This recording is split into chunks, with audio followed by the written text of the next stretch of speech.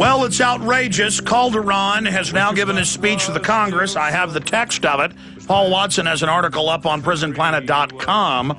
He attacked the Second Amendment. Not only is a foreign dictator who wasn't elected, that's on record, who set up a total police state, a narco-terrorist state that's waging a war against other cartels that aren't laundering money through U.S. banks.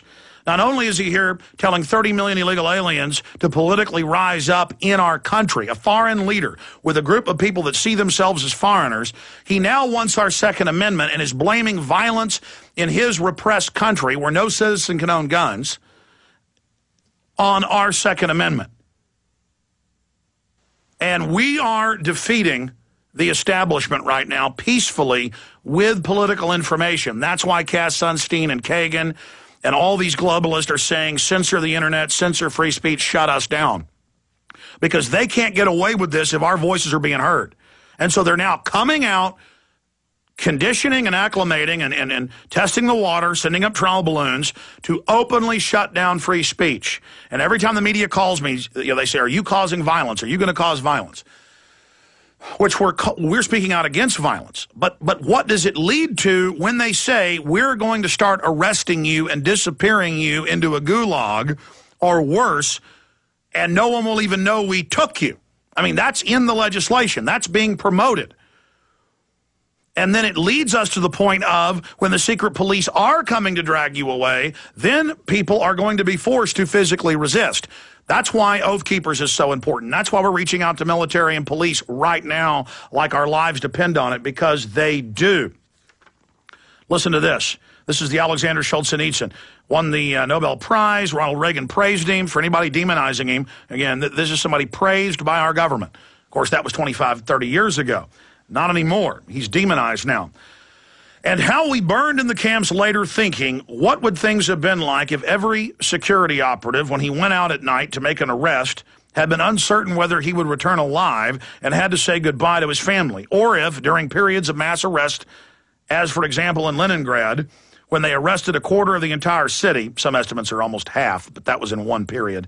Or if during periods of mass arrest, as for example in Leningrad, when they arrested a quarter of the entire city, people had not simply sat there in their lairs, pawing with terror at every bang of the downstairs door, at every step on the staircase, but had understood that they had nothing left to lose and had boldly set up in the downstairs hall an ambush of a half dozen people with axes, hammers, pokers, or whatever else they had at hand.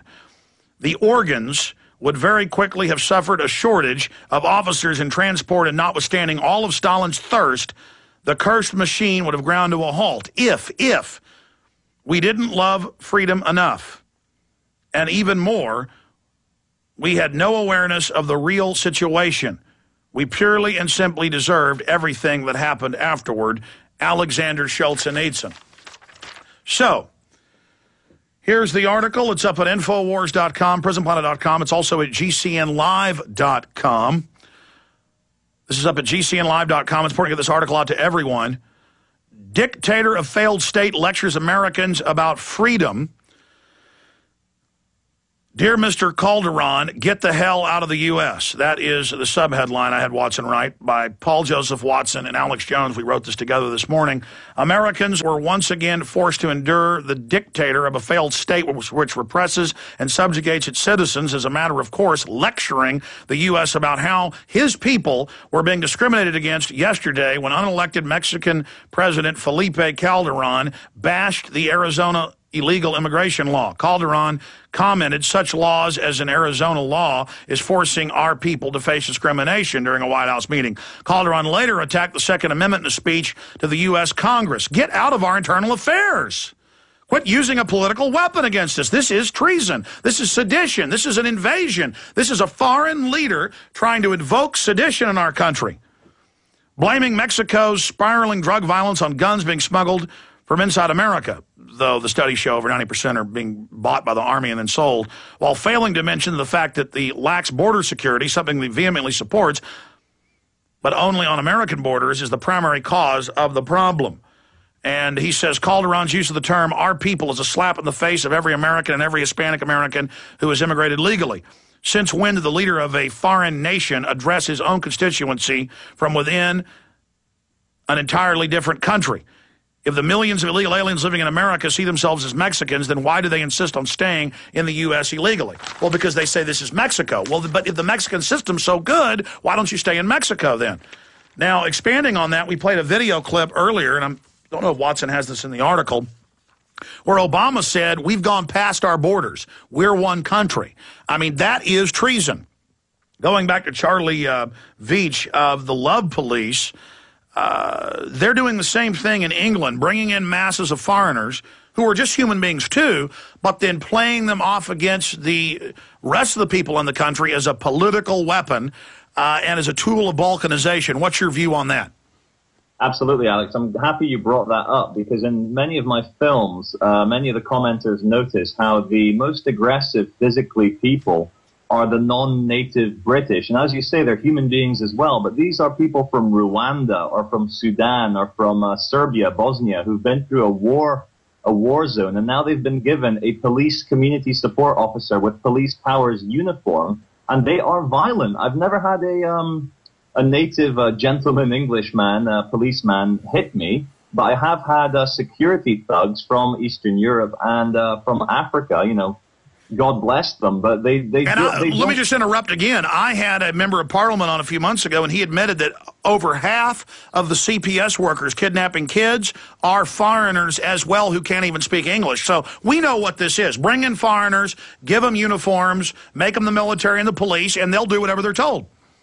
Absolutely, Alex. And one thing I think is very important for me to say, because a lot of my friends are saying, oh, Alex Jones is a fearmonger. Alex, you're not a fearmonger. You give the information truthfully. You work on fact, and it's in the eye of the perceiver whether they are scared of it or not. We are in a battle right now. We are at the brink, and self-defense is very different from offense. I just wanted to say that. Well, it is scary to say there's a world government that plans to implode economies by design by selling fraudulent derivatives to governments and then loaning the governments more fiat money. It is scary they're putting poison in the water. It is scary they launched 2 illegal wars and are about to go into Iran. It is scary that they're setting up this police state and bringing in foreigners to rule over us. It is scary that tens of trillions have been stolen and the whole world is on the verge of financial collapse. I mean, again, that's a childlike mind that thinks that I'm saying something, so that creates the fear. If I live in a valley and a huge dam breaks and the alarms go off saying, get out, you've got 5 minutes, 30 feet of fast-moving water is coming, it will kill you, am I a fearmonger if I get on the radio of a dam broke and told people get to high ground?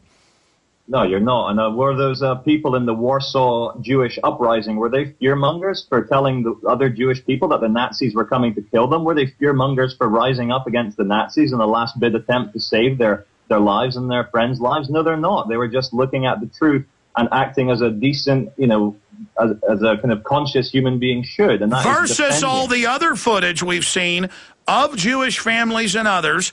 They'd separate the kids and send them off to be killed, and they'd run the women into pits naked, the men into pits, and shoot them. And the next group, seeing them being herded in to be shot, would still run right in like gentlemen to be killed.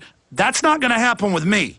I'm not running into any pit. I mean, at the moment of watching people's heads being, and I saw footage from Nigeria about 2 months ago. In fact, Burmis has it. Will you ask him to bring us that footage?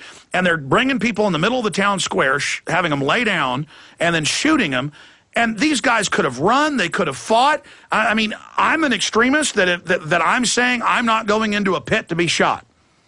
No, David. Sorry, Alex. Yes, I'm actually, I spoke to a lady who ran to be a member of parliament, and she told me that I am on a domestic extremist list. So I need to have a few days notice if there is going to be a roundup, because they would round me up, of course. And just like you, I would also do everything I could right now, because in Britain we do not have big trains taking people away to camps. So right now the best way I can see us fighting this is just to raise awareness and raise the consciousness, raise the humanity in people. No, they just slowly arrest people and then you get processed into the jail. That's how this works now.